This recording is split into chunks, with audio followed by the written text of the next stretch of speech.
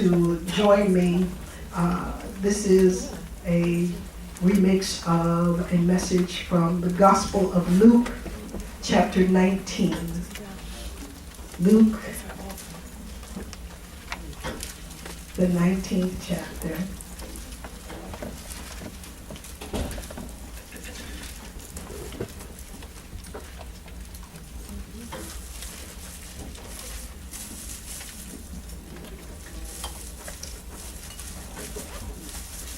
In the 19th chapter of Luke, beginning with verse 1.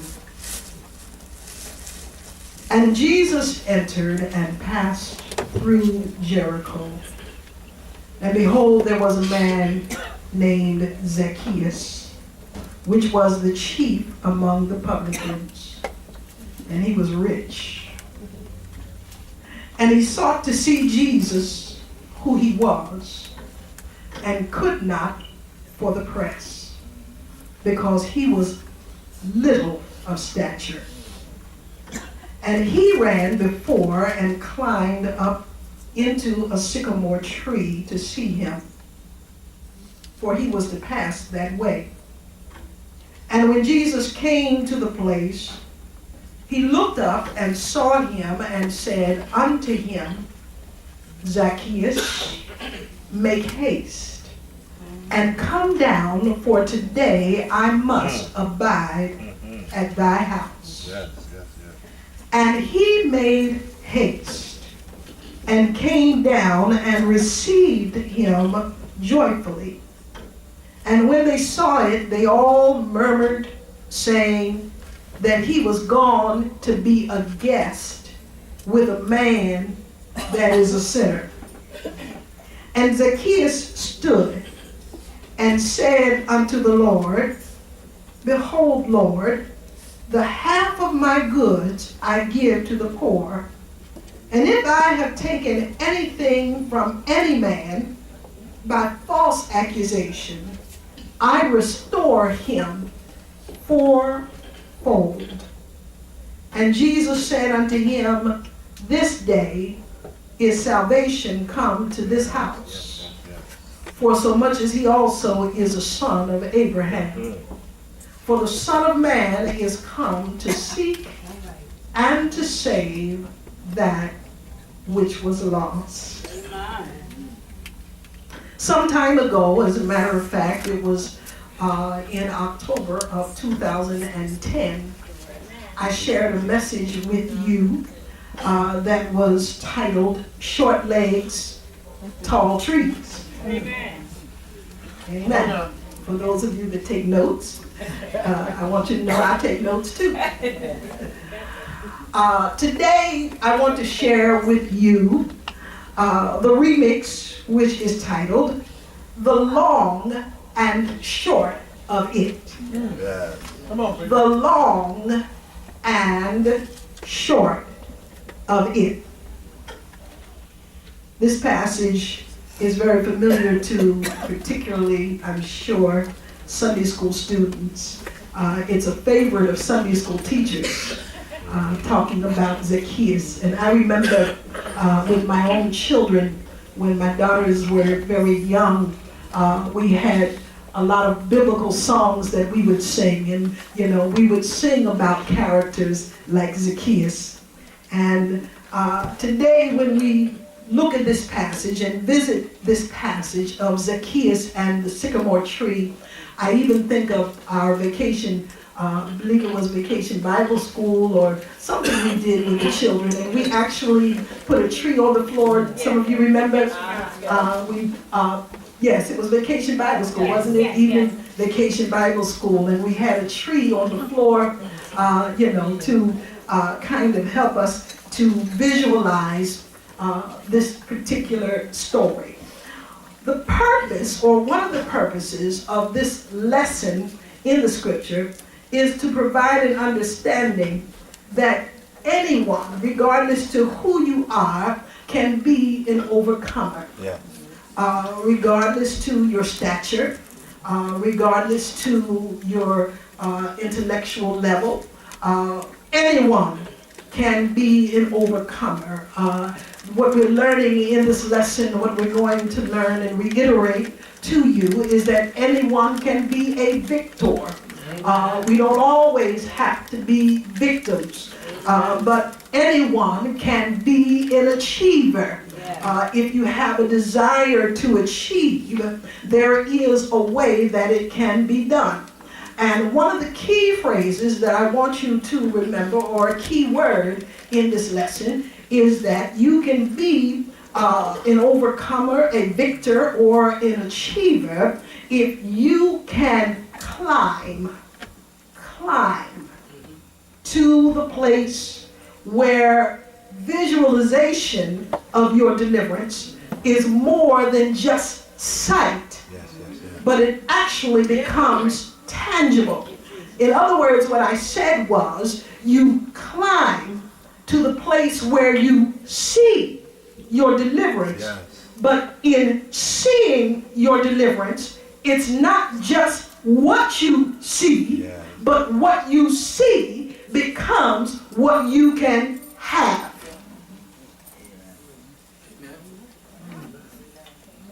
Let it settle. I said what you see becomes what you can have. So the visualization becomes tangible proof of what you're going to gain. Sometimes people see things and they think, well, I'll never have that. Have you ever driven around through neighborhoods that you don't live in? And told yourself, I don't think I'll ever have one of those homes. Have you ever looked at certain things in the market and told yourself, I don't think I'll ever be able to buy that. I've got to buy the bargain brand. I've got to purchase the generic brand. Maybe one of these days I'll be able to have the name brand. Have you made all of your purchases on the street?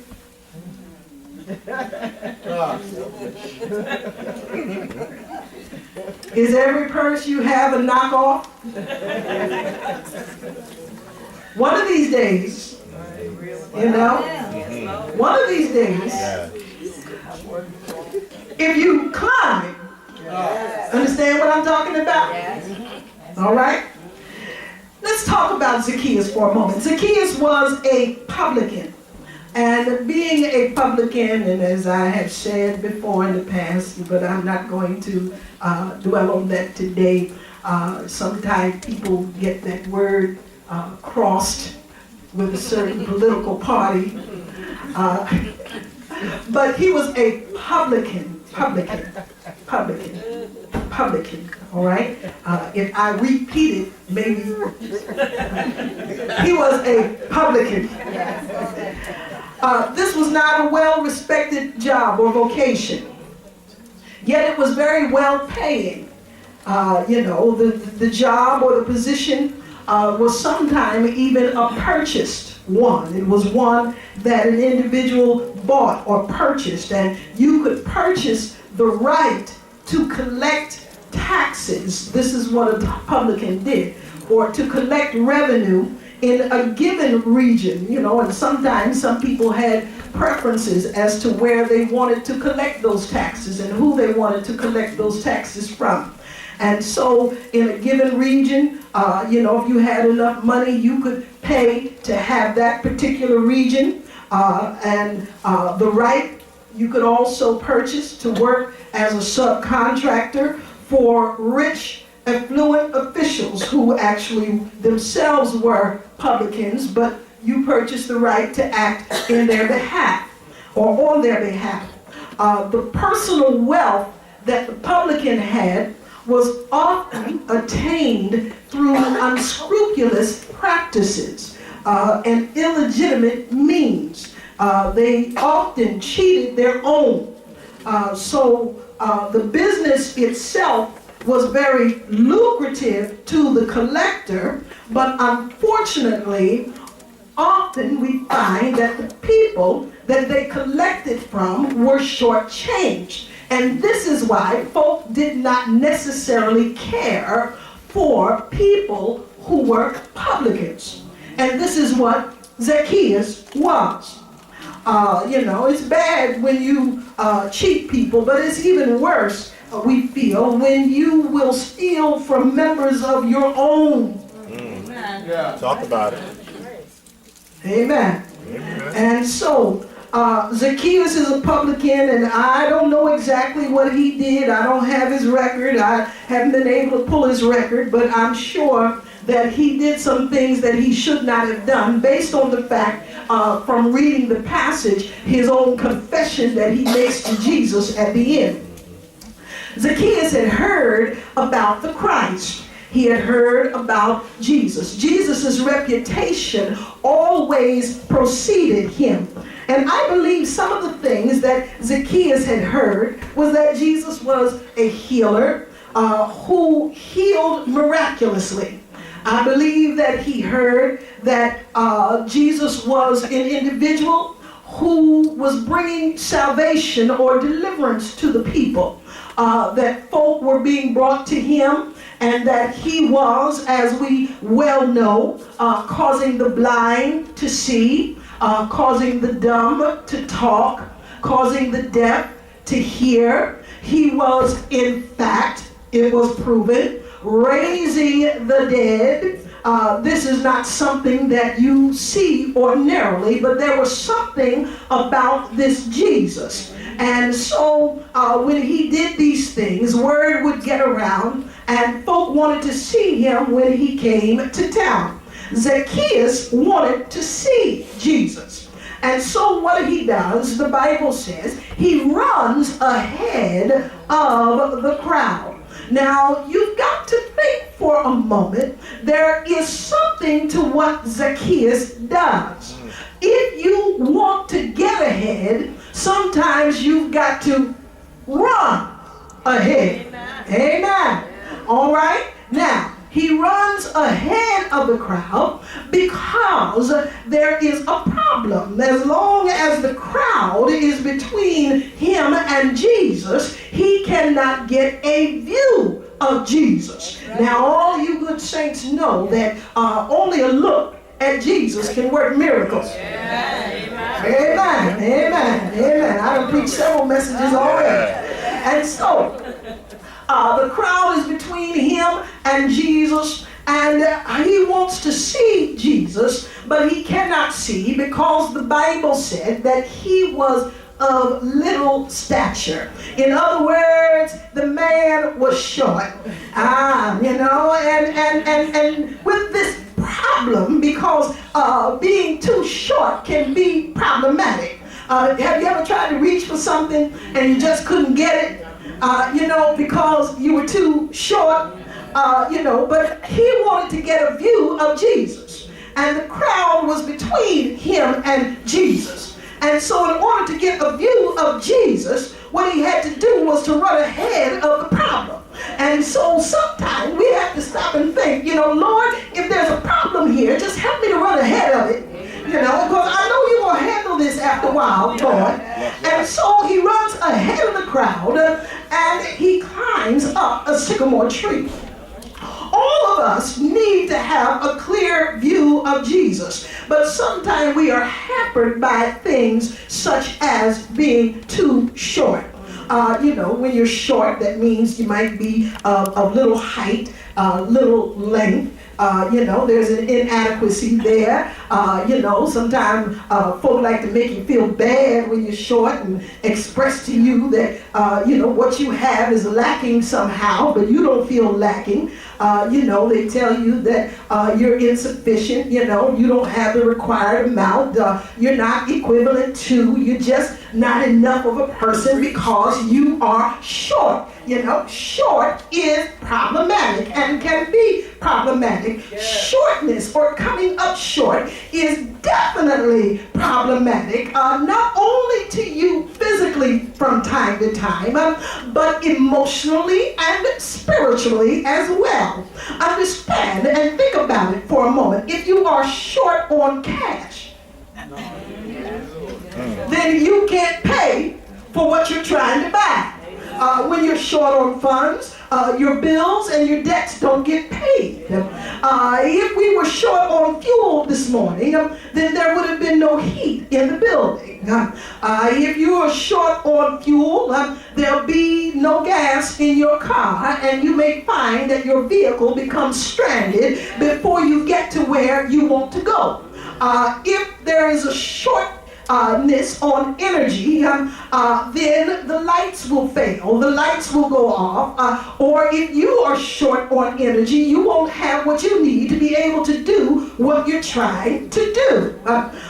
If you are short on team members, then that means that you may play the game, but you will probably lose the game. If you are short on team members, no doubt you may not even get to play because you'll probably forfeit the game for not having enough team members to begin with.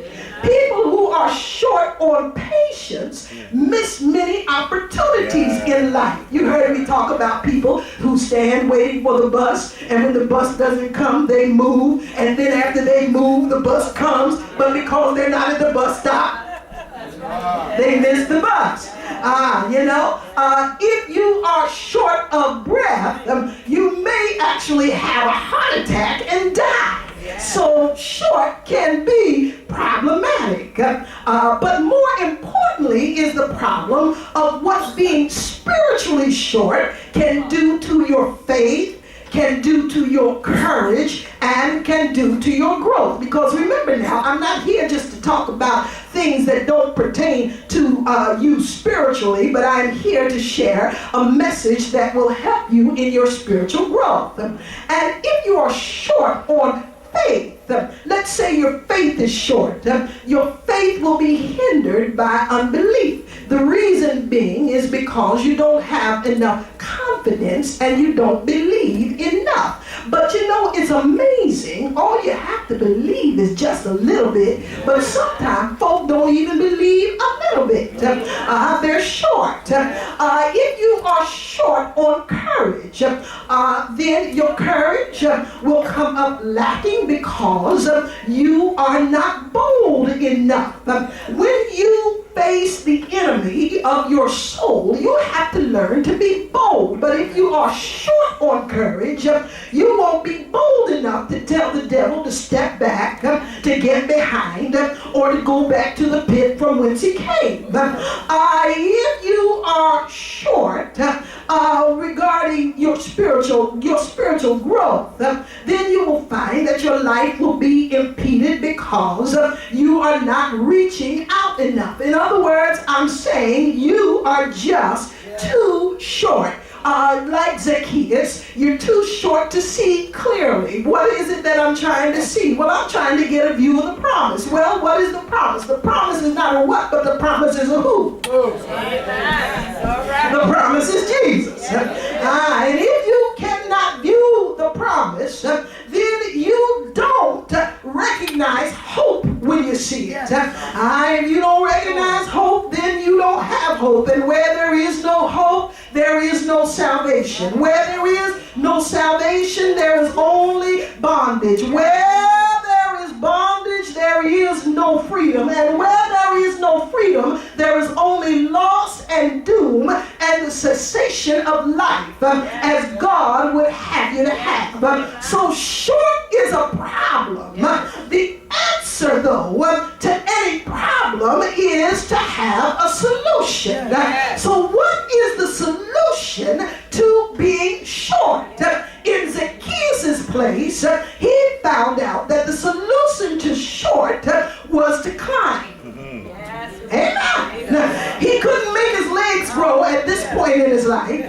So what he did was to climb. It made sense. Rather than sit back sometime and cry, woe is me, I can't grow another inch, I can't grow another foot. He found a way to resolve his problem.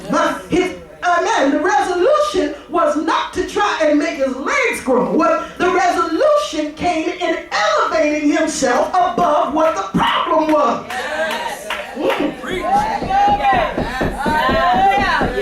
Hallelujah. Sometimes, when we're trying to deal with these problems, we don't see the answer as being so a way of making it simple, because the Bible says that the wayfaring man, though a fool, That's what he said. need not err. Amen. Amen. And so he found a way. Now, listen, let me tell you something. It's not that sycamore trees are all that tall. But these particular trees, they were Egyptian fruit trees, Egyptian fig fruit trees. And all they did was to provide the needed or the necessary elevation that Zacchaeus needed to raise him to the height where he could get a view of Jesus. Hallelujah. All we need sometimes in our situation that we're going through is just to be able to get a look. I just want to see Jesus. All right? Now understand, if I can just see Jesus, there is no telling what may take place in my life. So what I want to do is to seek elevation. I want to raise my mindset. I want to build my hopes on things eternal. I want to bring up my faith. I just want to move up. Yes. Amen. Zacchaeus sought to see Jesus. And then Jesus sought to fellowship with Zacchaeus. Amen. Look at it this way. Yes. Zacchaeus developed for himself a plan. I was talking with my daughter the other week, and I began to break this down to her, that we have to understand that we as individuals, as humans, oftentimes we have plans. If I were to ask anyone in here, have you ever planned anything, I'm sure the majority of you would say yes. Amen. Zacchaeus had a plan. He wanted to see Jesus, and so he developed for himself a plan. But what we need to always keep in mind is that even though we may have plans, it is more important for us to recognize that God has purpose that God wants to develop in our lives. Zacchaeus' plan gave him some direction. If you have a plan, your plan will give you some direction. But Jesus had a purpose. If you go back to the beginning of the passage, what the Bible tells us, evidently Jesus had purpose to pass through Jericho. He had purpose both to enter its end and to pass through Jericho. He had purpose to come through there because, believe it or not, Jesus knew that he was going to run into Zacchaeus. Yes.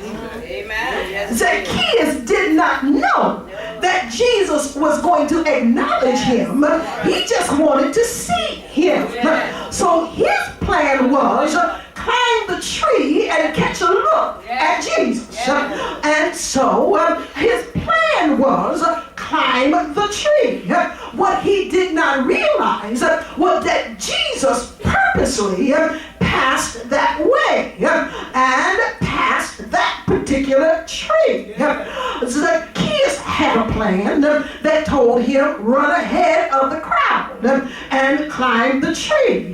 But Jesus had a purpose in him, in that when Jesus came to the place where the tree was, the Bible says that he looked up at Zacchaeus. In other words, I believe he purposely looked up at Zacchaeus and he purposely called him down from the tree. And when he called him down, he purposed to go to Zacchaeus' house. Amen. Oh, yeah. When the plan of any individual aligns itself with the purpose of God, then you no longer come up short. Amen. Somebody ought to thank God right now. Understand now, it was no secret that Jesus had a reputation reputation for spending time in the company of undesirables, the unsaved, publicans, and sinners. And so the first thing the group began to say, as I read in the scripture, was that Jesus was going to be a guest of a man that is a sinner. Oh, how the devil loves to talk about you. Oh, every chance he gets, he loves to talk about you. You think that your name has been dragged through the mud? Oh, let me tell you something. You don't know everything they said about Jesus. Oh, yes. Here he is. He's doing a great thing, doing a great work, working great miracles, saving people's lives, raising the dead, doing all those things that I talked about before. And he comes and he sees this man in the tree. He calls him down from the tree. He says, I want to come to your house. And remember, every time Jesus comes into somebody's house, he brings along with him everything that he is and all that he is. Amen. He wants to go to Zacchaeus' house. But all the devil and his detractors can say is that Jesus has gone to be a guest in the house of a sinner. Well, don't you know that whenever Jesus comes in where there is sin, that sin has got to pick up, back up, and move out. Oh, yes. Hallelujah. Amen. Because he is one who knew no sin. My friend, understand. They began to talk about him, but understand this Jesus brought a level of authority with him when he went to Zacchaeus' house that raised Zacchaeus from his short status to a place where God had elevated him. You got to know, the Pharisees thought that Zacchaeus and those like him were not up to their standards. Amen. I said they were not up to their standards. You know, you don't come up to my standard. Amen. But understand, all Zacchaeus wanted was to see Jesus. But Jesus' purpose, Zacchaeus' plan was, I'll see him. But Jesus' purpose was, I will save him. Because the Bible says that Jesus said, this day is salvation. Do you read your Bible? Hallelujah. This day is salvation come to your house. I've come to say to the people of God and to those who don't know God and to those who would like to know God and to those who have fallen short from God, I have come to tell you today, the long and the short of it is, Jesus saves. And whatever your plans have been, just bring your plans and align them with God's purpose. And when your plan meets up with God's purpose, then salvation will come to your household. Can I tell you about somebody? Amen. There was a man some years ago before you and I were born. Amen. This particular man was named Johnson Oatman Jr. And today you cannot pick up a songbook without finding his songs in a hymnal. This man wrote over 5,000 songs. Now let me tell you something. Before he wrote 5,000 songs for the Lord, he was a businessman. Oh, yes, he was. He and his father had a mercantile business, and it was profitable. And from mercantile, eventually this man went into ministry. And after going into ministry, he was never that great of a minister, except as a minister of music. Amen. When it came to being able to write songs that bless the people of God, this particular man, as I said, wrote over 5,000 songs. And he wrote songs like, there's not a friend like the lonely Jesus. No, not one. That's his song. This particular man wrote the song, Count Your Blessings. Name them one by one. Oh yes. This particular man wrote the song, I Will Follow Thee. Have you ever sang Lift Him Up? Lift Him Up? Oh, he wrote that particular song. And he wrote the song when I've gone the last mile of the way. This particular man, amen, at one time in his life he had been an insurance businessman. No doubt he was probably something like Zacchaeus.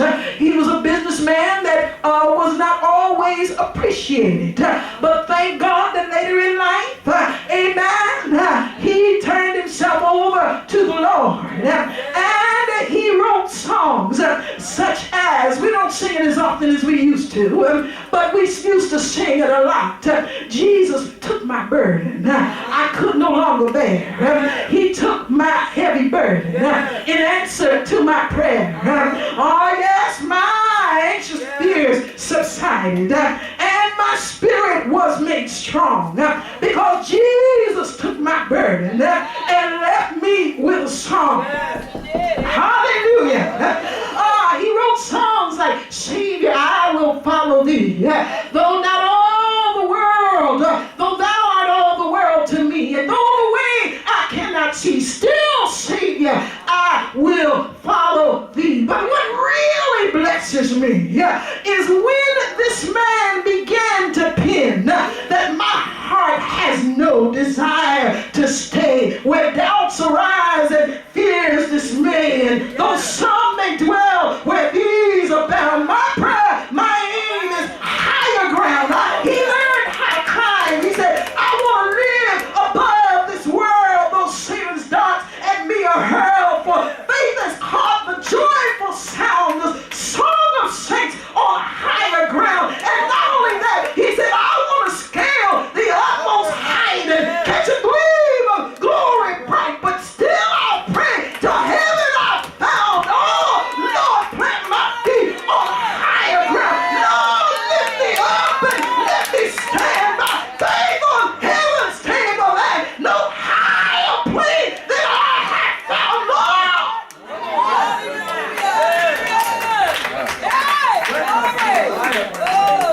Zacchaeus found his higher ground in a tree. Johnson Holman Jr. found his higher ground in writing songs for the Lord. Where is your higher ground? The long and the short of it is, you got to get up and climb above your circumstances. Climb above your problems. Climb above what's going wrong. Take your foot, put one foot in front of the other.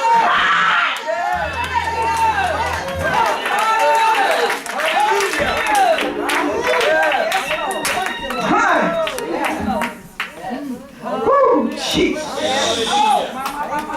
Why stay down when you can climb? Hallelujah. Run ahead of the crowd. You might be hanging out with some folk that you ain't got no business hanging out with. And the Lord has told me today to tell you, run ahead of them. If my mama don't go, if my father don't want to go, if my friends refuse to go, run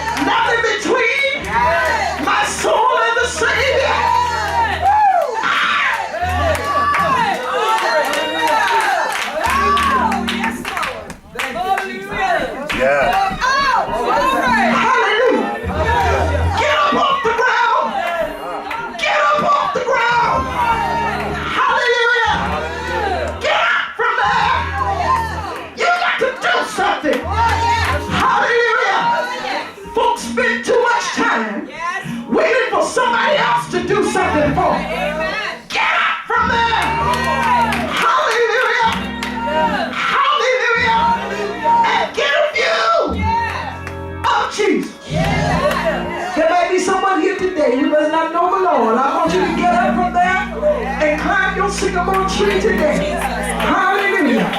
Hallelujah. Ministers are coming. Altar workers are coming. Amen. They're coming. They're coming. Hallelujah. And if you don't know the Lord, if you have failed, if you have fallen short, if you don't measure up to the mark, if you feel like you need to reach out, and you want some help with climbing, I want to invite you right now. Get